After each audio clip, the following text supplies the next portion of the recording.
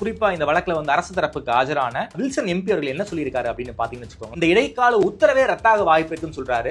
அப்படி நடக்க வாய்ப்பு இருக்கா சார்? டிஎம்கே மூத்த வழக்கறிஞர் வில்சன் யார் இதை டிசைட் பண்றது? இதை டிசைட் பண்ண வேண்டியது யாரு தாமரை? கோர்ட் தான். டிஎம்கேவா சுப்ரீம் கோர்ட்டா? நிச்சயமா சுப்ரீம் கோர்ட் தான். சுப்ரீம் கோர்ட் டிசைட் பண்ணிட்டோம். எதுக்காக சுப்ரீம் கோர்ட் எடுக்க வேண்டிய டெசிஷனை இவர் உள்நோக்க சொல்லிட்டு இருக்காரு? No compromise. உங்க சைடுலயும் எங்க சைடுலயும். It's a GT promise. GT Holidays, South India's #1 travel brand. உங்கள் தங்க நகையை அதிக விலைக்கு விற்கவும் மற்றும் அடகில் இருக்கும் தங்க நகையை மீட்டெடுத்து அதிக விலைக்கு விற்கவும் உடனே அணுகவும். Prime gold hub 9840551787. தமிழர்களின் #1 சாய்ஸ் தமிழ் மேட்ரிமோனி. இன்னைக்கு சுப்ரீம் கோர்ட்ல ஒரு மிக முக்கியமான அப்சர்வேஷன் வந்திருக்கு. கரூர் சம்பவம் குறித்து லாஸ்ட் வெள்ளிக்கிழமை வந்து சுப்ரீம் கோர்ட் விசாரிச்சிருந்தாங்க. அதற்கான ஆர்டர் வந்து இன்னைக்கு வந்திருக்கு. ஒரு இடைக்கால தீர்ப்பாக கொடுத்திருக்காங்க. இந்த வழக்கை பொறுத்த வரைக்கும் ரொம்ப ஸ்பெஷல் அக்கேஷனாக ஒரே வழக்குக்கு ரெண்டையுமே சுப்ரீம் கோர்ட் வந்து பண்ணியிருக்காங்க. சிபிஐ விசாரணைக்கும் உத்தரவு போட்டிருக்காங்க. அதே போல் இந்த வழக்கை வந்து ஓய்வு பெற்ற முன்னாள் நீதிபதியும் கண்காணிப்பார்னு சொல்லியிருக்காங்க. இந்த தீர்ப்பு அப்சர்வேஷன் என்ன சொல்லியிருக்காங்க சார்? கண்டிப்பா இன்வெஸ்டிகேஷன் வந்து இண்டிபெண்டன்ட் ப்ராப் வேணும். இண்டிபெண்டன்ஸ் வந்து டிவிகேக்கோ தமிழ்நாடு கவர்மெண்ட்டுக்கோ காட்டல, மக்களுக்கு காட்டுறாங்க சுப்ரீம் கோர்ட். குறிப்பா இந்த வழக்குல வந்து அரசு தரப்புக்கு ஆஜரான வில்சன் எம்பி அவர்கள் என்ன சொல்லியிருக்காரு அப்படின்னு பாத்தீங்கன்னு வச்சுக்கோங்க. இந்த இடைக்கால உத்தரவு ரத்தாக வாய்ப்பு இருக்கு. அதாவது 2 பேர் வந்து மனு போட்டிருக்காங்க. 2 பேருடைய ஒப்புதல் இல்லாமலே இந்த மனு போட்டிருக்காங்க. கையெழுத்து வாங்கி மனு போட்டிருக்காங்க. குற்றச்சாட்டு வைக்கிறாங்க. இது விசாரணையில் தெரியும் பட்சத்துல இந்த உத்தரவே ரத்தாக வாய்ப்பு இருக்குன்னு சொல்றாரு. அப்படி நடக்க வாய்ப்பு இருக்கா சார்? டிஎம்கே மூத்த வழக்கறிஞர் வில்சன் யார் இதை டிசைட் பண்றது? இதை டிசைட் பண்ண வேண்டியது யாரு தாமரை? கோர்ட் தான். டிஎம்கேவா சுப்ரீம் கோர்ட்டா? நிச்சயமா சுப்ரீம் கோர்ட் தான். சுப்ரீம் கோர்ட் டிசைட் பண்ணிட்டோம். எதுக்காக சுப்ரீம் கோர்ட் எடுக்க வேண்டிய டெசிஷனை இவர் உள்நோக்க சொல்லிட்டு இருக்காரு? எங்கேயுமே ஸ்டேட் வந்து இது வரைக்கும் தமிழக வெற்றி கழகம் கொடுத்த ரிக்வெஸ்ட் மேல எவ்வளவு போலீஸ் வந்து அங்க டெபியூட் பண்ணிருக்காங்கன்ற ஒபிஷியல் ஸ்டேட்மெண்ட் கேட்டிருக்காங்களா சார்? கம்யூனிகேஷன் இருந்ததே தவிர ஸ்டேட்மெண்டா அஃபிடவிட்ல கொடுக்கணும். ஓகே, தமிழ்நாடு கவர்மெண்ட் கொடுக்கணுமா? இப்ப நீதிமன்றத்துல கரெக்டா தான் கொடுத்தாகணும். குறிப்பாக இந்த விஷயத்தை பொறுத்த வரைக்கும் சிபிஐ பிராப் வந்து சுப்ரீம் கோர்ட் உத்தரவு போட்டாங்க. இது வந்து டிவிகே தரப்புக்கு ஒரு மிகப்பெரிய வெற்றி தானே சார்? சரி, டிவிகே பொறுத்த வரைக்கும் இது ஏன் வெற்றி நான் பாக்குறேன்னா, ஓகே, ஃபர்ஸ்ட் வந்து it ends the political bias. Okay, TVK தரப்புக்கும் பொலிட்டிக்கல் பயஸ், டிஎம்கே தரப்புலயும் பொலிட்டிக்கல் பயஸ். இதுல ரொம்ப சந்தோஷமா இருக்க வேண்டியது ஹானரபிள் சீஃப் மினிஸ்டர் ஸ்டாலின் அவர்கள். வரக்கூடிய நாட்கள் இந்த வழக்கு எப்படி போக வாய்ப்பு இருக்கு? எப்போது இறுதி உத்தரவு வரும்? குறிப்பாக சிபிஐ விசாரணை எத்தனை நாளுக்குள்ள முடிக்கணும்? எதுவும் டைம் ஃப்ரேம் எதுவும் சுப்ரீம் கோர்ட் ஃபிக்ஸ் பண்ணிருக்காங்களா? இதுல பாத்தீங்கன்னா எவ்ரி மந்த் ஸ்டேட்டஸ் ரிப்போர்ட் வந்து கொடுக்கணும் அப்படிங்கிறது தான் இப்போதைக்கு வந்து நம்ம புரிஞ்சுக்க வேண்டியது. பட் ஒன்னு நம்ம புரிஞ்சுக்க வேண்டியதுன்னா, சுப்ரீம் கோர்ட் ஆதரவாளர்களுக்கு அன்பு வணக்கம். இன்று நம்மோடு வழக்கறிஞர் திருமிகு சத்யகுமார் அவர்கள் இருந்துள்ளார். வணக்கம் சார். வணக்கம் சார். இன்னைக்கு சுப்ரீம் கோர்ட்ல ஒரு மிக முக்கியமான அப்சர்வேஷன் வந்திருக்கு. கரூர் சம்பவம் குறித்து லாஸ்ட் வெள்ளிக்கிழமை வந்து சுப்ரீம் கோர்ட் விசாரிச்சிருந்தாங்க. அதற்கான ஆர்டர் வந்து இன்னைக்கு வந்திருக்கு. ஒரு இடைக்கால தீர்ப்பாக கொடுத்திருக்காங்க. குறிப்பாக இந்த கரூர் சம்பவம் குறித்து சிபிஐ விசாரிக்கணும். அது மட்டும் இல்லாது சிபிஐ விசாரணையை ஓய்வு பெற்ற முன்னாள் சுப்ரீம் கோர்ட் நீதிபதி தலைமையில் ஒரு குழு வந்து இதை கண்காணிக்கும்னு சொல்லியிருக்காங்க. எனக்கு ரொம்ப ரொம்ப ஆச்சரியமா இருக்கு.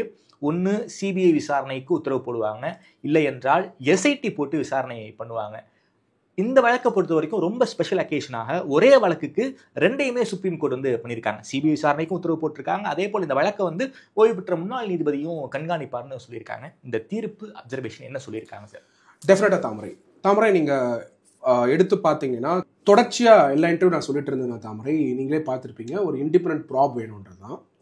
இந்த இண்டிபெண்டன்ட் ப்ராப் வந்து தமிழ்நாட்டில் வந்து ஃபார்ம் பண்ணியிருக்கக்கூடிய சிட்டு வழியா வருமாங்கிற அந்த கேள்வியும் இருந்துட்டு இருந்தது. அஃப்கோர்ஸ் இது வந்து ஏன் இந்த கேள்வி வருதுன்னா, பிரைமரியா இந்த கேள்வி வந்தது காரணம், செந்தில் பாலாஜி அவர்கள் அந்த கல்யாணம் ஒரு மண்டபம் மாதிரி எடுத்து அதுல இருந்து வந்து ஒரு ஹால் மாதிரி பண்ணி ப்ரெஸ் கான்ஃபரன்ஸ் கண்டக்ட் பண்ணி விஜய் அவர்கள் போட்டோ போட்டு அதை கேள்வி கேட்டதை நான் தொடர்ச்சியா அப்சர்வேஷன் வச்சுட்டு இருந்தேன். அந்த இன்வெஸ்டிகேஷனை வந்து டீரெயில் பண்றதுக்காகவும் பயஸ்டா மாத்துறதுக்காகவும் அவர் எடுத்த ஸ்டெப்ஸ் ஆகப்பட்டு வெற்றி அடைஞ்சிட்டே வந்தார். அதனாலதான் நான் முதல்ல இருந்தே சொன்னேன், கண்டிப்பா இன்வெஸ்டிகேஷன் வந்து இண்டிபெண்டன்ட் ப்ராப் வேணும். நான் இண்டிபெண்டன்ட் ப்ராப் வேணும்னு சொல்லும் பொழுது SIT Madras high court SIT form பண்ணல. ஆனா அதுக்கு முன்னாடி இண்டிபெண்டன்ட் ப்ராப் வேணும்னு சொல்லுங்க. மெட்ராஸ் ஹைகோர்ட் இண்டிபெண்டன்ட் ப்ராப் பண்றதுக்காக எஸ்ஐடி ஃபார்ம் பண்றாங்க. பட் இப்போ டெக்னிக்கல் கேள்வி டிவிகே வந்து சுப்ரீம் கோர்ட்ல என்ன கேட்டாங்கன்னா, இந்த எஸ்ஐடி ஆகப்பட்டது PH தினேஷ் அவர்கள் ஃபைல் பண்ணக்கூடிய பெட்டிஷன் வந்து கேட்காத பிரேயர் மேல இது வந்து கொண்டு வந்திருக்காங்க. ரெண்டாவது டிவிகே மேல நிறைய அட்வர்ஸ் கமெண்ட்ஸ் வந்து அப்சர்வேஷனா வந்து ஹைகோர்ட்ல வந்துச்சு, அந்த ஆர்டர்லயே வந்திருக்கு. ஓகே, இது வந்து தகர்க்கணும் அப்படிங்கிறதுக்கான ஒரு பெட்டிஷனை சுப்ரீம் கோர்ட்ல போடுறாங்க. போட்டது வந்து தேர்தல் யுக அமைப்பாளர் ஓகே, ஆதவர்ஜுனா வந்து சுப்ரீம் கோர்ட்ல போட்டிருந்தாரு தாவேகா தரப்பு. ஓகே. பட் நீங்க போய் பாத்தீங்கன்னா 4 அதர் பெட்டிஷனர்ஸ் இருக்காங்க.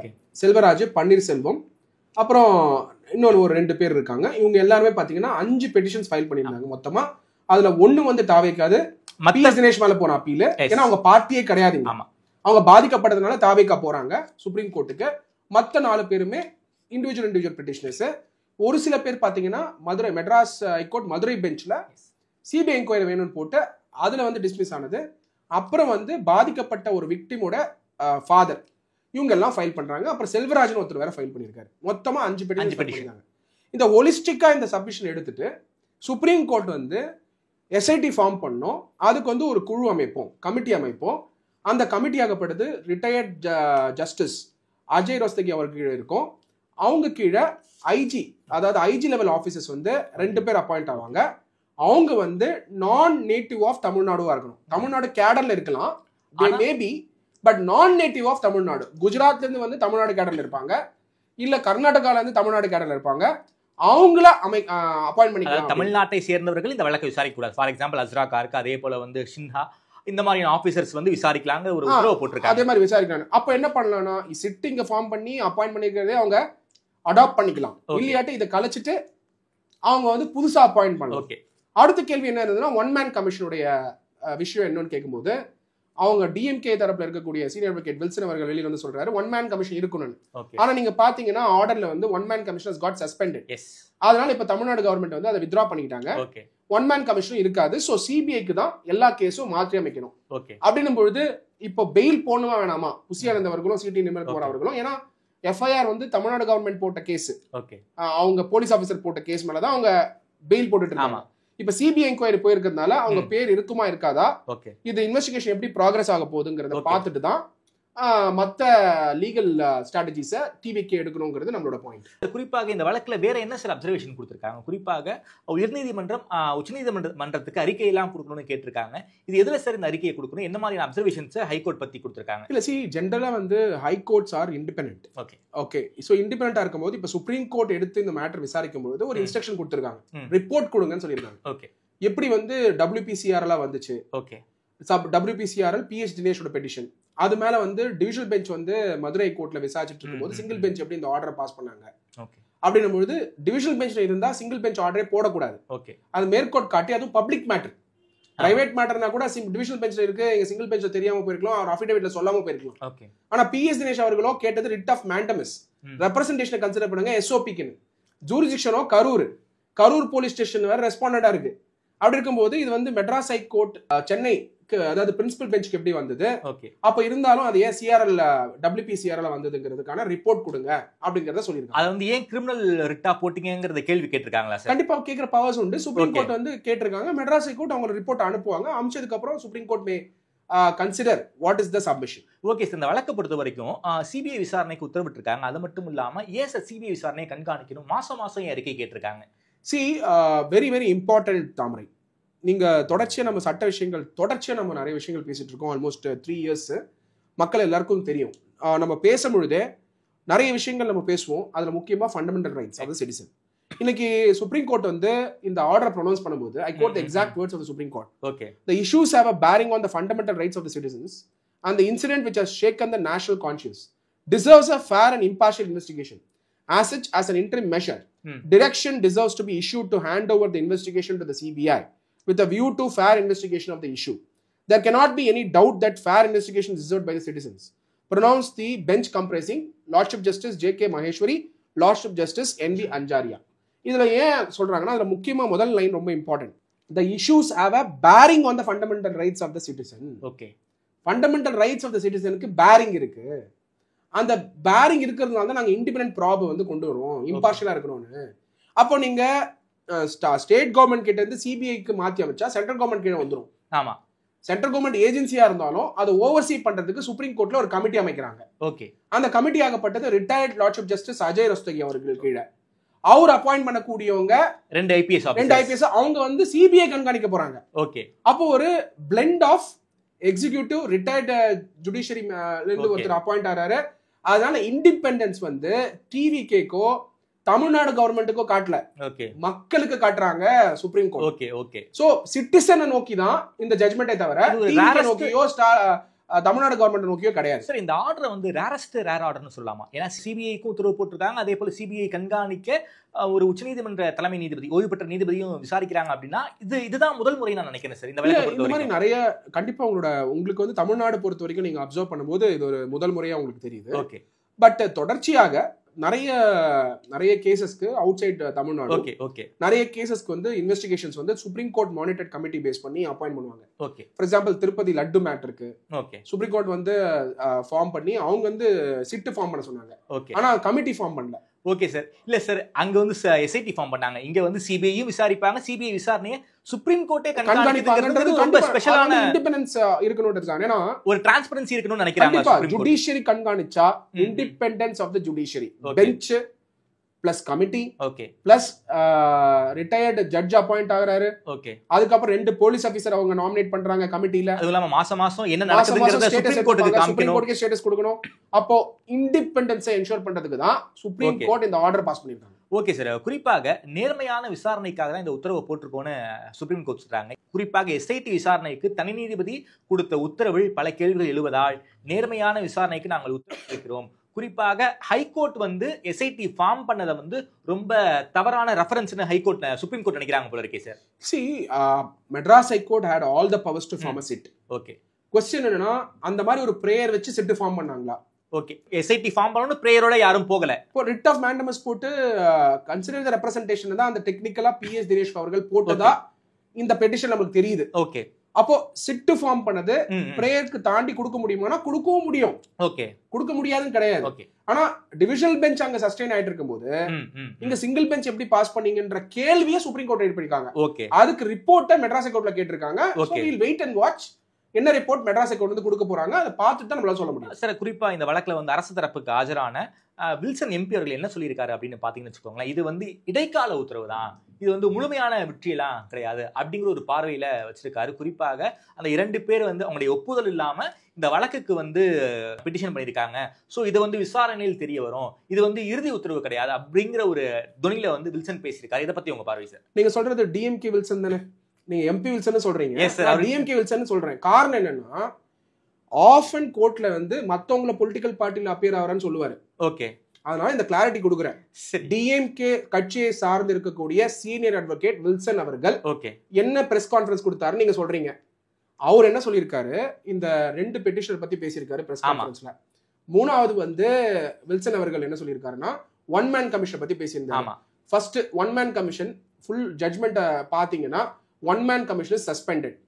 இந்த 2 பெட்டிஷனரோட இஷ்யூவை சுப்ரீம் கோர்ட்டுக்கு லெட்டர் அமைச்சிருக்கிறதா சொல்றாங்க. அவங்க லெட்டர் அமைச்சிருக்கிறதுனால அந்த லெட்டர் வந்து எப்படி கன்சிடர் பண்ண போறாங்கன்றதுக்கான அப்ளிகேஷனை போடுங்கன்னு சுப்ரீம் கோர்ட் சொல்லியிருக்காங்க. அதனால டிஎம்கே வில்சன் அவர்கள் இப்ப பேசியிருக்கும் பொழுது, அதாவது மூத்த வழக்கறிஞர் டிஎம்கே கட்சி சார்ந்த வில்சன் அவர்கள் சொல்லி இருக்கிறத கண்டிப்பா டிஎம்கேவோட பாயிண்டா தான் நான் எடுத்துக்கிறேன். நீங்க போய் பெட்டிஷன் போட வேண்டிய இடம் சுப்ரீம் கோர்ட், அப்ளிகேஷன் அங்க போடுங்க. அங்க போட்டு சுப்ரீம் கோர்ட் எப்படி இதை எடுத்துட்டு போறாங்கன்றத நம்ம வெயிட் பண்ணி தான் வாட்ச் பண்ணோம். Supreme court is all powerful, independence of the judiciary. அதனால ஜுடிஷியரி பொறுத்த வரைக்கும் யாரும் உள்நோக்க சொல்லக்கூடாது, அதை பத்தி வந்து கமெண்ட் பண்ணக்கூடாது. நீங்க அப்ளிகேஷன் போடுங்க, சுப்ரீம் கோர்ட்ல என்ன சொல்றாங்க நம்ம பார்ப்போம். குறிப்பாக இன்னொரு பார்வையும் வில்சன் அவர்கள் வச்சிருக்காரு. மோசடியாக மனு தாக்கல் செய்யப்பட்டது உறுதி செய்யப்பட்டால் இந்த இடைக்கால உத்தரவு ரத்தாக வாய்ப்பு இருக்கு. அதாவது 2 பேர் வந்து மனு போட்டிருக்காங்க, 2 பேருடைய ஒப்புதல் இல்லாமலே இந்த மனு போட்டிருக்காங்க, கையெழுத்து வாங்கி மனு போட்டிருக்காங்க, குற்றச்சாட்டு வைக்கிறாங்க. இது விசாரணையில் தெரியும் பட்சத்துல இந்த உத்தரவே ரத்தாக வாய்ப்பு இருக்குன்னு சொல்றாரு. அப்படி நடக்க வாய்ப்பு இருக்கா சார்? டிஎம்கே மூத்த வழக்கறிஞர் வில்சன் யார் இதை டிசைட் பண்றதுக்கு? ஓகே, இதை டிசைட் பண்ண வேண்டியது யாரு தாமரை? கோர்ட் தான். டிஎம்கேவா சுப்ரீம் கோர்ட்டா? நிச்சயமா சுப்ரீம் கோர்ட் தான். சுப்ரீம் கோர்ட் டிசைட் பண்ணிட்டோம். எதுக்காக சுப்ரீம் கோர்ட் எடுக்க வேண்டிய டிசிஷனை இவர் உள்நோக்க சொல்லிட்டு இருக்காரு? Okay, supreme court is all powerful, judiciary is independence of the judiciary. Okay, நீங்க வந்து நாங்க ப்ரூவ் பண்ணால் சுப்ரீம் கோர்ட் என்ன எடுப்பாங்கன்னு சொல்ல வேண்டிய கட்டாயம் கூட கிடையாது. சுப்ரீம் கோர்ட் என்ன முடிவு எடுக்கணும்னு சுப்ரீம் கோர்ட் டிசைட் பண்ணுவாங்க. நீதிமன்றத்துக்கு இண்டிபெண்டன்ஸ் ஆஃப் தி ஜுடிஷியரி இருக்கிறதுனால டிஎம்கே நினைக்கிறதெல்லாம் சுப்ரீம் கோர்ட் செய்ய மாட்டாங்க. சுப்ரீம் கோர்ட் என்னைக்குமே independence of the judiciary, Kesavananda Bharati state of Kerala, இதுதான் நான் தொடர்ச்சியா சொல்லிட்டு இருக்கேன். ஓகே, இன்னைக்கு மூத்த வழக்கறிஞர் வில்சன் அவர்கள் ஒரு டாக்டரினை கோட் பண்ணி சொல்றாரு. அந்த டாக்டரினை கோட் பண்ண வேண்டிய இடம் நீதிமன்றம். அவர் அந்த அப்ளிகேஷன் அதை போட்டு அதுக்கான வாதங்கள் நடத்தி சுப்ரீம் கோர்ட் கன்சிடர் பண்றதுக்கான அப்ளிகேஷன்ல வந்து அஃபிடேவிட் ஆல்ரெடி அவங்க சைன் பண்ணிருக்கிறதா சொல்றாங்க அந்த வக்காலத்து. அவங்க வந்து இப்ப இந்த அப்ளிகேஷன் இந்த அஃபிடேவிட் போடும்பொழுது வந்து சுப்ரீம் கோர்ட்ல பதில் சொல்லட்டும், அதுக்கப்புறம் சுப்ரீம் கோர்ட் டிசைட் பண்ணட்டும். We are no one to decide. Okay sir. neither Thamarai, neither Sathyakumar, neither DMK உடைய வழக்கறிஞர் வில்சன் அவர்களும் டிசைட் பண்றதுக்கு யாருமே கிடையாது. சுப்ரீம் கோர்ட் தான் டிசைட். நான் ஒரு கியூரியாசிட்டிக்காக நான் கேட்கிறேன் சார். குறிப்பாக அந்த 2 பேருடைய ஒப்புதல் இல்லாம யாரோ ஒருவர் தன்னுடைய அரசியல் லாபத்துக்காக இப்படி வந்து ஒரு பெட்டிஷன் தாக்கல் பண்ணாங்க அப்படின்னா இது வந்து ஒரு முன்மாதிரியா இருக்கே, முன்மாதிரியா ஆயிடாது? இல்ல, நான் என்ன சொல்றேன், அரசியல் லாபத்துக்காக இருக்கிறத யார் சொல்றா? தாமரை சொல்றாரா இல்ல இருக்கிறவங்க சொல்றாங்களா? யார் சொல்றாங்க? இல்ல சார், திமுக தரப்பு திமுக தரப்பு சொல்றாங்கல்ல. ஒரே செகண்ட் தாமரை, திமுக தரப்பு சொல்றாங்க, திமுக உடைய வழக்கறிஞர் சொல்றாங்க. Okay sir. எங்க போய் பெட்டிஷன் போடணும் தாமரை? சுப்ரீம் கோர்ட்ல போட்டோம். சுப்ரீம் கோர்ட்ல போட்டோம். யாரெல்லாம் இந்த क्वेश्चन ரைஸ் பண்றாங்களோ அவங்க சுப்ரீம் கோர்ட்ல பெட்டிஷன் போட்டோம். ஏன் இந்த क्वेश्चन செந்தில் பாலாஜி அவர்கள் ரைஸ் பண்ணா கூட ரைஸ் பண்ணாரா? இத பத்தி ஒரு டிஜிட்டல் ஜெர்னலிஸ்ட் யூனியன் வந்து சிஜேவுக்கு மெயில் பண்ணிருக்காங்க சார். யார் இத பத்தி ரைஸ் பண்றாங்களோ அவங்க சுப்ரீம் கோர்ட்டுக்கு போயிட்டு அஃபிடேவிட் அப்ளிகேஷன் போட்டு இந்த மேட்டரை கன்சிடர் பண்ணிக்கலாம். Okay sir. எனக்கு இன்னொரு கேள்வியும் இருக்கு சார். ஒருவேளை அவர்களுடைய ஒப்புதல் இல்லாம இவங்க வந்து பெட்டிஷன் போட்டிருக்காங்கன்னு வச்சுக்கோங்க சார், இத பத்தி சிபிஐ விசாரணை. நான் வந்து அந்த உண்மைத்துவத்துக்குள்ள நான் போக மாட்டேன். காரணம் ஒண்ணே ஒண்ணுதான். நான் கேள்வி நான் முழுசா முடிச்சிடுறேன்.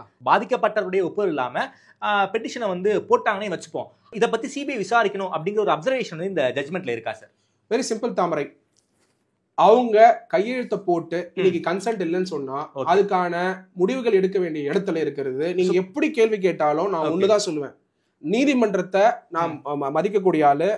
Judiciary is the final call to take. அதுவும் சுப்ரீம் கோர்ட் மேட்டர்ல சுப்ரீம் கோர்ட் தான் டிசைட் பண்ணும். அதனால நீங்க கேட்கிற கேள்வி இருந்து அந்த கேள்வி மேல டிஎம்கே சார்ந்து இருக்கக்கூடிய வழக்கறிஞர் அப்ளிகேஷன் போட்டாருன்னா இது வந்து நீங்க எப்படி நினைக்கிறீங்க இது ஒரு பொலிட்டிக்கல் பாயிண்டா கூட இருக்கக்கூடாதுன்னு? நீங்க எப்படி நினைக்கிறீங்க இது பொலிட்டிக்கலா இருக்காதுன்னு எப்படி நினைக்கிறீங்க? ஒரு சிட்டிசன் ஸ்டேட்ல இருக்காருங்க, அழுத்தம் கொடுக்க மாட்டாங்கன்னு நினைக்கிறீங்களா? நீங்க சொல்லுங்க, நீங்களே சொல்லுங்க. அப்போ அந்த சிட்டிசன் வந்து கன்சென்ட் இல்லைன்னு ஒரு லெட்டர் இன்னைக்கு அனுப்புறாரு. பாவங்க, சத்யகுமார் மாதிரி வழக்கறிஞரும் அந்த சிட்டிசன் கிடையாது, தாமரை மாதிரியான லேர்ன்ட் ஜேர்னலிஸ்டும் கிடையாது. நம்மளுக்கே நிறைய அழுத்தங்கள் இருக்கு பல விஷயத்துக்கு. அப்போ ஒரு சாதாரண சிட்டிசன் இப்ப லெட்டர் அமைச்சிருக்காருன்னு சொல்றாங்க, அது அப்ளிகேஷனா போடட்டும், சுப்ரீம் கோர்ட் டிசைட் பண்ணட்டும். அதுதான் நான் சொல்றேன். இன்னைக்கு சுப்ரீம் கோர்ட் என்ன சொல்றாங்க, காலையில வில்சன் அவர்கள் இதை மென்ஷன் பண்ணும்பொழுது, மூத்த வழக்கறிஞர் வில்சன் அவர்கள் இதை மென்ஷன் பண்ணும்பொழுது அவங்க அப்ளிகேஷன் போடுங்க நாங்க பாக்குறோம் தான் சொல்றாங்க. அப்போ நம்ம ஏன் வந்து பொறுத்து இருக்க கூடாது சுப்ரீம் கோர்ட்டுக்காக? Let us not say what the court will say. Let us only see the facts of the matter. Fact என்ன? மூத்த வழக்கறிஞர் வில்சன் அவர்கள் இந்த அப்ளிகேஷனை போடுறேன்னு சொல்லியிருக்காரு on behalf of the two. யார் வந்து லெட்டர் அமைச்சிருக்காங்களோ. அதனால அசோசியேஷனோ யார் இந்த லெட்டர் அனுப்பிச்சாலுமே அது எல்லாமே subject to the application before the Supreme Court. Let us wait for the Supreme Court to consider. We are no one to decide. இதையே இறுதி தீர்ப்பா கொடுக்காம இன்ட்ரீம் ஆர்டரா கொடுத்திருக்காங்களே, இத நாம எப்படி சார் புரிஞ்சுக்கிறது? அன்னைக்கு வாதங்கள் நடக்கும்போது தாமரை ஸ்டேட்டோடைய கவுண்டர் ஃபைல் பண்ணணும் அப்படிங்கிறது டைம் வந்து கொடுக்கப்படும். ஜெனரலா ரிட் பெட்டிஷன் ஃபைல் பண்ணோனே நோட்டீஸ் கொடுப்பாங்க. நோட்டீஸ் கொடுத்து கவுண்டர் ரிசீவ் பண்ணிட்டு அதுக்கப்புறம் ஆர்டர்ஸ் போடுவாங்க. இன்ட்ரீம் ஆர்டரும் பாஸ் பண்ணலாம். அதாவது ஸ்டே அப்படிங்கிற மாதிரியான விஷயம். ஆனா இன்ட்ரீம் ஆர்டர்ல சில டைரக்ஷன்ஸ் கொடுக்கலாம். அப்ப அந்த இன்ட்ரீம் ஆர்டர்ல இப்ப கொடுத்திருக்கக்கூடிய டைரக்ஷன் சிபிஐ என்கொயரிக்கு மாத்தி அமைக்கிறது. சோ இது அந்த ஆர்டர் கிடையாது, டைரக்ஷன்ஸ். அதாவது ஆர்டர் தான். அதனால it's called order, interim order. It has the power of law. So அதனால கன்சிடரிங் ஆர்டிகல் 13 படி நீங்க எடுத்து பாத்தீங்கன்னா, அதனால as of today the Supreme Court interim order is the law. அத பேஸ் பண்ணி சிபிஐ என்கொயரி நடக்க போகுது. கமிட்டி ஃபார்ம் பண்ணியாச்சு, பெயரும் சொல்லிட்டாங்க. அந்த இன்ட்ரீம் ஆர்டர் அன்னைக்கே கொடுத்திருக்க முடியும். ஆனா யார் அப்பாயிண்ட் பண்ண போறாங்கன்றத டிஸ்கஸ் பண்ணி தான் வரணும். நீதிமன்றம் அப்பாயிண்ட் பண்ணக்கூடிய ரிட்டையர்ட் ஜஸ்டிஸ் அஜய் ரஸ்தகி அவர்கள் பிளஸ் அவர் எப்படி அப்பாயிண்ட் பண்ணணும் அப்படிங்கிறதுக்கு அந்த மெத்தடாலஜி இதெல்லாம் டிசைட் பண்ணி தான் இன்னைக்கு அக்டோபர் 13 முதல் ஆர்டராவே இதை பாஸ் பண்ணிருக்காங்க. இந்த இன்ட்ரீம் ஆர்டர் ஃபர்தரா டிஎம்கே சார்ந்து இருக்கக்கூடிய அட்வொகேட், அதாவது டிஎம்கே அரசாங்கத்தை சார்ந்து இருக்கக்கூடிய அட்வொகேட் இன்னைக்கு ஃபைல் பண்ணும்போது என்ன கேக்குறாங்கன்னா, கவுண்டர் போடுங்க, கவுண்டர் ஃபைல் பண்றேன்னு சொல்றாரு. எதுக்குன்ற கேள்வி கவுண்டர் ஃபைல் பண்ணனும். டிவிகே தரப்பா? டிவிகே தான் applicant one of the writ. மிச்சர்க்க 4 ரிட் இருக்கு. ஆமா. அப்போ கவுண்டர் ஃபைல் பண்ண வேண்டியது ஸ்டேட். தமிழ்நாடு கவர்மெண்ட் தான் கவுண்டர் பண்ணனும். ஸ்டேட் வந்து கவுண்டர் எதுக்காக ஃபைல் பண்ணனும் அப்படினா, முதல்ல மூத்த வழக்கறிஞர் மதிப்புக்குரிய ராகவாச்சாரி அவர்கள் 2-3 இம்பார்ட்டன்ட் கொஸ்டின்ஸ் ரைஸ் பண்ணியிருந்தாரு சுப்ரீம் கோர்ட். என்ன கொஸ்டின் சார் அது? அதாவது போஸ்ட்மார்ட்டம் பண்ணக்கூடிய அந்த சிஸ்டம் 41 பேர் எத்தனை பெஞ்ச் இருந்ததுன்னு சுப்ரீம் கோர்ட்டே கேட்டாங்க. ஆமா, அதுக்கான பதில். ரெண்டாவது வந்து டைமுக்குள்ள வரலன்னு சொல்லிக்கிட்டே இருக்காங்க. ஆமா, தமிழ்நாடு கவர்மெண்ட் டைமுக்கு உள்ள வந்தாரு, டைமுக்கு வர வேண்டிய கட்டாயம் இருக்கான்றது இருக்கு. அவர் வந்து கரூர்ல இத்தனை மணிக்கு வந்து அட்ரஸ் பண்ணுவேன்னு சொன்னது ஒரு டென்டேட்டிவ் பிளான். அத எக்ஸாக்ட் பிளானா சொல்ல முடியாது. ஏன்னா பல கவர்மெண்ட் ப்ரோக்ராம்ஸே, நீங்க நடத்தக்கூடிய கவர்மெண்ட் ப்ரோக்ராம்ஸே எவ்வளவு நாள் லேட் ஆகுது, அரசியல்வாதிகள் வந்தாலே லேட் ஆகும் அப்படிங்கறது தெரிஞ்சுதான் நம்ம வச்சிருக்கோம். அப்படி இருக்கும்போது இந்த டைம்குள்ள இது நடந்ததா அப்படிங்கிற அடுத்த கேள்வி. ரெண்டாவது, எங்கேயுமே ஸ்டேட் வந்து இது வரைக்கும் தமிழக வெற்றி கழகம் கொடுத்த ரிக்வெஸ்ட் மேல எவ்வளவு போலீஸ் வந்து அங்க டெபியூட் பண்ணிருக்காங்கன்ற ஒபிஷியல் ஸ்டேட்மெண்ட் கேட்டிருக்காங்களா சார்? கம்யூனிகேஷன் இருந்ததே தவிர ஸ்டேட்மெண்டா அஃபிடவிட்ல கொடுக்கணும். ஓகே, தமிழ்நாடு கவர்மெண்ட் கொடுக்கணுமா? இப்ப நீதிமன்றத்துல கரெக்டா தான் கொடுத்தாகணும். ஓகே, சோ அப்போ இண்டிபெண்டன்ட் ப்ராப் வேணுங்கிறது தான் சுப்ரீம் கோர்ட் வந்து கிளியரா வந்து டைரக்ட் பண்ணிட்டு இருக்காங்க. அதனால இந்த எங்கேயுமே தமிழ்நாடு கவர்மெண்ட் அபிஷியலா ஸ்டேட்மெண்ட்ல சிக்னேச்சர் பண்ணி ஓரலா சொல்றதை விட்டுருங்க. ஓகே, அதாவது தமிழ்நாடு அரசுக்கு இந்த இன்ட்ரீம் ஆர்டர் ஒரு மிகப்பெரிய பின்னடைவு சொல்ல மாட்டேன். தமிழ்நாடு அரசாங்கத்துக்கு interim order has increased public accountability. Okay, the accountability of டிவிக்கு கண்டிப்பா உண்டு. ஓகே, நான் விஜய் அவர்கள் மேல வந்து என்னைக்குமே வந்து தப்பு இல்ல நான் சொல்ல வரல. விஜய் மேலயே மட்டும் தப்பு இருக்குன்னு சொல்றதுதான் தவறு நான் சொல்றேன். ஓகே, நல்லா புரிஞ்சுக்கோங்க என்னோட ஸ்டேட்மெண்ட். புரியுது. அப்ப ஸ்டேட்டுக்கு ஒரு பங்கு உண்டு. அந்த ஸ்டேட்டோட அபிஷியல் ஸ்டேட்மெண்ட் வந்தாதானே தெரியும் எத்தனை போலீஸ் இருந்தாங்க, எத்தனை பேர் இருந்தாங்க, அங்க வந்து ஜெனரேட்டர் இருந்தது, அந்த ஸ்டீல இதை வச்சு போட்டிருந்தாங்க, அந்த ஸ்டீலை உடைச்சதா சொல்றாங்க. அப்ப அந்த ஸ்டீலை உடைச்சதுக்கு யார் காரணம் அப்படின்னு ஏகப்பட்ட கொஸ்டின் இருக்கு. அதுக்கெல்லாம் பதில் தமிழ்நாடு கவர்மெண்ட் சுப்ரீம் கோர்ட்ல அபிடவிட்டா தாக்கல் பண்ணும்போது அது உண்மையான டாக்குமெண்ட் தானே இருக்கும். ஓகே சார், தவறுங்க இருக்காது. வாய்ப்பு எப்போ சார் தாக்கல் பண்ணுவாங்க? அதுக்கு அது டைம் எடுத்திருக்காரு. சீனியர் அட்வொகேட் டைம் எடுத்திருக்காரு. Let him take time and he will file the affidavit before the Supreme Court. Okay sir, குறிப்பாக இந்த இஷ்யூவை பொறுத்த வரைக்கும் 2 பேருடைய ஒப்புதல் இல்லாம இந்த வந்து கேஸ் வந்து ஃபைல் பண்ணிட்டாங்கிற குற்றச்சாட்டை வந்து திமுக வைக்கிறாங்க. இதை பத்தி செய்தியாளர்கள் அண்ணாமலை கிட்ட கேள்வி கேட்கும்போது இதை உயர்நீதிமன்றம் தாமாக முன் வந்து விசாரிக்கணும்னு தன்னுடைய பார்வையை வச்சிருக்காரு. மேட்டர் வந்து சுப்ரீம் கோர்ட்ல இருக்கும்போது இதை வந்து ஹைகோர்ட் விசாரிக்க முடியுமா சார்? இல்ல, வெரி சிம்பிள். சுப்ரீம் கோர்ட்ல மேட்டர் சப்ஜுடிஸ் இருக்கும்போது ஓகே அந்த மேட்டருக்கு அப்ளிகேஷன் போட்டா supreme court will take further actions. Okay, further steps. Okay, நான் தான் சொல்லிக்கிட்டு இருக்கேன். we are no one to decide, including Annamalai, including Thamarai, including Sathyakumar. we are no one to decide. இந்த matter பொறுத்த வரைக்கும் யார் முடிவு எடுக்கணும்? Supreme court. சுப்ரீம் கோர்ட்ல அப்ளிகேஷன் யார் போட போறா? டிவிகே போணும், இல்லாட்டா தமிழ்நாடு கவர்மெண்ட் போடணும். ஒரு செகண்ட், டிவிகே அது மேல போடுறதுக்கான வாய்ப்பு இல்ல. why should they put a application? இத யார் எடுத்து சொன்னா கோர்ட்ல? இத வந்து திமுக தரப்பு தான் சொன்னாங்க. திமுக தரப்பு சொன்னாங்க, அதாவது அரசு தரப்பு. திமுக தரப்புன்னு சொல்லலாம், இல்ல அரசு தரப்புன்னு சொல்லலாம். ஓகே, அப்ப அவங்க வந்து இந்த பெட்டிஷனை ஃபைல் பண்ணட்டும். அப்ப அத முடிவு எடுக்க வேண்டியவங்க யாரு? Supreme court. let them take, supreme court எடுக்கட்டும் முடிவு. அதுதான் நான் திருப்பி சொல்லிட்டு இருக்கேன். அண்ணாமலை அவர் சொல்றது வந்து சுப்ரீம் கோர்ட் வந்து ஆர்டர் பண்ணணும். இது உண்மைத்துவத்தை சுப்ரீம் கோர்ட் முன்னாடி அப்ளிகேஷன் போடட்டும். ஓகே, ஓகே, போட்டதுக்கு அப்புறம் எப்படி இது முடிவுகள் எடுக்கப்படுதுன்ற நம்ம பார்ப்போம். அதாவது ஹைகோர்ட் போட்ட எஸ்ஐடியும் செல்லாது, அதே போல தமிழ்நாடு போட்ட ஒரு நபர் ஆணையமும் இந்த இடைக்கால உத்தரவின் மூலமா செல்லாதுன்னு ஆயிருதா sir? See, one man commission பொறுத்த வரைக்கும் the Supreme Court has ordered to be suspended and also for the SIT வந்து சஸ்பெண்ட் ஆகணும்னு CBI inquiry court monitored committee. அதுதான் இப்போதைக்கு இருக்கக்கூடிய பிரசன்ட் இன்வெஸ்டிகேஷன். இப்போ இன்டரிம் ஆர்டர் பாஸ் பண்ணிருக்கிறது வந்து கவுண்டர் கன்சிடர் பண்ணணும். ஓகே, கவுண்டர் கன்சிடர் பண்ண அப்புறம் ஃபைனல் ஆர்டர் பாஸ் பண்ணுவாங்க. அதுக்காக டைம் வந்து மூத்த வழக்கறிஞர் வில்சன் அவர்கள் எடுத்திருக்காரு. we have to wait and watch. இது எப்படி வந்து வரக்கூடிய நாட்கள்ல இந்த மேட்டர்ஸ் மேல கவுண்டர் போட போறாங்க. தமிழ் இப்ப உத்து நோக்கிட்டு இருக்கிறது தமிழ்நாடு கவர்மெண்ட் என்ன கவுண்டர் போட போறாங்க.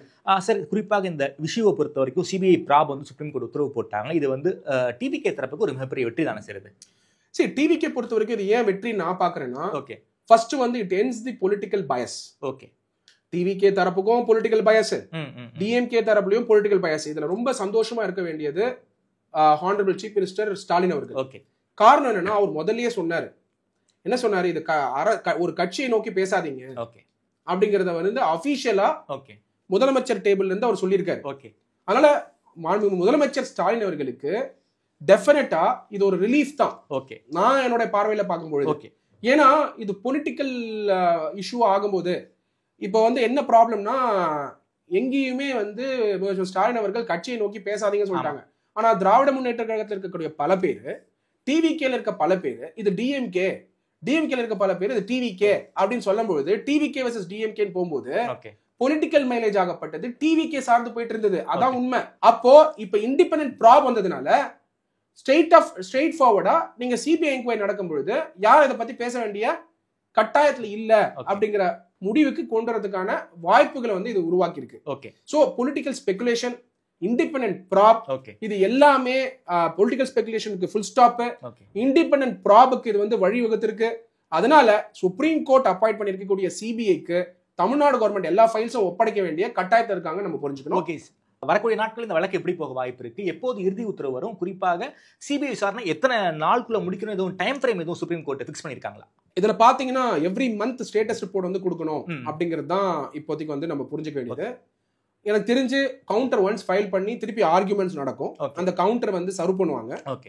அந்த 5 பெட்டிஷனருக்கும் சர்வ் பண்ணுவாங்க. 5 பெட்டிஷனர் சார்ந்து இருக்கக்கூடிய மூத்த வழக்கறிஞர்கள் ஆர்கியூ பண்ணுவாங்க. அதுக்கப்புறம் ஆர்டர்ஸ்க்கு ரிசர்வ் பண்ணி ஆர்டர்ஸ் வந்து பாஸ் பண்ணுவாங்க. ஓகே. பட் ஒன்னு நம்ம புரிஞ்சுக்க வேண்டியதுன்னா சுப்ரீம் கோர்ட் கமிட்டி ஃபார்ம் பண்ணி சிட் பண்ணிருக்கிறதுனால அது சஸ்டைன் ஆகி ஃபைனல் ஆர்டர்ல என்ன வரப்போகுது அப்சர்வேஷன்ஸ்ங்கறத நம்ம பார்க்கணும். ஓகே. நீங்க கேட்கக்கூடிய அந்த 2 பெட்டிஷனருடைய பாயிண்ட்டும் மூத்த வழக்கறிஞர் டிஎம்கே சார்ந்து கொண்டு வந்து அங்க ஃபைல் பண்ணாலும் ஓகே சார், அது எப்படி வந்து முடிவுகள் எடுக்கப்படுங்கிறது சுப்ரீம் கோர்ட் கிட்ட தான் இருக்குன்றத நம்ம புரிஞ்சுக்கணும். Okay sir. எப்போ சார் இந்த சிபிஐ விசாரணை முடிஞ்சு முழு அறிக்கையை சுப்ரீம் கோர்ட் கிட்ட கொடுக்க வாய்ப்பு இருக்கு? இது வந்து இட் வில் டேக் டைம். ஏன்னா இன்வெஸ்டிகேஷன்ங்கிறது it has to go through micro level. Yes. It may take 6 months, it may take 1 year. But status report வந்து அந்த இன்வெஸ்டிகேஷன் ஏஜென்சி வந்து கொடுக்க வேண்டிய கட்டாயத்தில் இருக்காங்க கமிட்டிக்கு. Okay sir. சோ அதை பேஸ் பண்ணி தான் முடிவுகள் எடுக்கப்படும். But supreme court will oversee the committee. ஏன் சார் இது வந்து டைம் ஃப்ரேம் ஃபிக்ஸ் பண்ணல? ஃபார் எக்ஸாம்பிள் அண்ணா யூனிவர்சிட்டியை பொறுத்த வரைக்கும் எஸ்ஐடி ஃபார்ம் பண்ணாங்க. அதுக்கு ஒரு டைம் ஃப்ரேம் வந்து ஒன்று போட்டிருந்தாங்க. ஒரு 4 மாசத்துக்குள்ள விசாரிச்சாங்க. இந்த விஷயத்துக்கு ஏன் சார் டைம் ஃப்ரேம்ங்கிற ஒன்று வைக்கல? இது வந்து மேக்னிட்யூட் ஆஃப் இஷ்யூ வந்து பெருசு. ஓகே. நீங்க வந்து மீட்டிங்ல வந்து என்ன நடந்தது, ஃபுட்டேஜஸ் வந்து ஆய்வு பண்றது, ஆய்வு பண்ணி முடிவுகளுக்கு வர்றது, ஃபோரன்சிக் ரிப்போர்ட்ஸ், நெக்ஸ்ட் வந்து போஸ்ட்மார்ட்டம் ரிப்போர்ட்ஸ், ஏகப்பட்டது பார்க்க வேண்டியது இருக்கு. சோ அதனால இது வந்து டைம் எடுக்குங்கிறது தான் என்னோட அண்டர்ஸ்டாண்டிங். டைம் ஃப்ரேம் வந்து கேட்டு டைம் ஃப்ரேம் ஃபிக்ஸ் பண்ணலாம். ஸ்டேட்டும் கேட்கலாம், இல்ல டிவிக்கேவும் டைம் ஃப்ரேம் கேட்கலாம். டைம் ஃப்ரேம் கேட்பாங்களா மாட்டாங்களா, இல்ல சுப்ரீம் கோர்ட்டே ஃபிக்ஸ் பண்ணுவாங்களாங்கிறதும் சுப்ரீம் கோர்ட் கிட்ட தான் இருக்கு. ஓகே சார், நன்றி சார். குறிப்பாக இந்த கரூர் துயரம் குறித்து உச்சநீதிமன்றம் சிபிஐ உத்தரவு போட்டிருக்காங்க. இந்த உத்தரவு இருக்கக்கூடிய பல்வேறு விஷயங்களை பற்றி ரொம்ப விரிவாக பேசியிருக்கீங்க. குறிப்பாக திமுக தரப்பு எழுப்பி இருக்கக்கூடிய கேள்விக்கு உச்சநீதிமன்றத்தில் போய் நீங்க நிவாரணம் வாங்கிக்கோங்க. இது வந்து டிவிகேவுக்கு கிடைச்ச ஒரு மிகப்பெரிய வெற்றி. அப்படி உங்களுடைய பார்வை ரொம்ப விரிவாக வச்சிருக்கீங்க சார். நேரம் கொடுத்து பேசிய நன்றி சார். நன்றி தாமரை.